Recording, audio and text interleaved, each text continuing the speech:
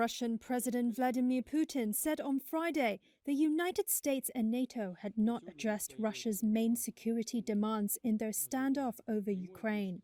But Moscow is ready to keep talking. That was Putin's first reaction to the US and NATO responses to Russia's demands in a phone call with French President Emmanuel Macron. After weeks of personal public silence on the crisis in which Russia has massed troops near Ukraine.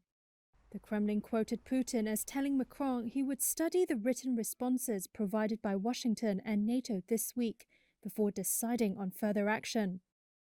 It said attention was drawn to the fact that the US and NATO replies did not take into account Russia's principal concerns.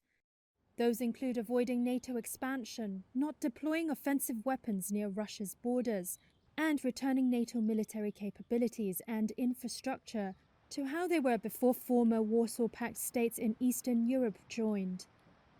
The United States and its allies have warned Putin that Russia will face tough economic sanctions if he attacks Ukraine, though there are divisions among Western countries over how to respond as Europe is dependent on Russia for energy supplies. NATO Secretary-General Jens Stoltenberg said on Friday the Western military alliance was ready to increase its troop presence in Eastern Europe.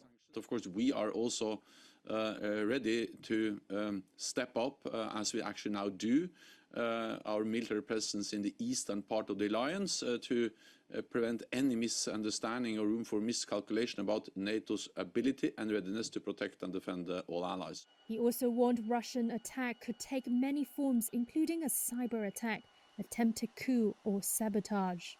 That as Russian Foreign Minister Sergei Lavrov sent a conciliatory message to the West while echoing Putin's response. If it depends on us, the Russian Federation, there will be no war. We don't want war, but we will not allow violating our interests. And ignoring our interests, we will not allow either. He added that he expected to meet US Secretary of State Antony Blinken again in the next couple of weeks. Conflict and to de-escalate